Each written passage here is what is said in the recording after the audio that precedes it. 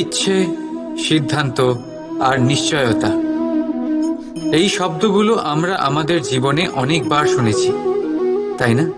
জীবনে অনেক সময় অনেক কিছু পেতে খুবই ইচ্ছে করে, কিন্তু শুধু ইচ্ছে হলেই কি সবকিছু পাল্টায়?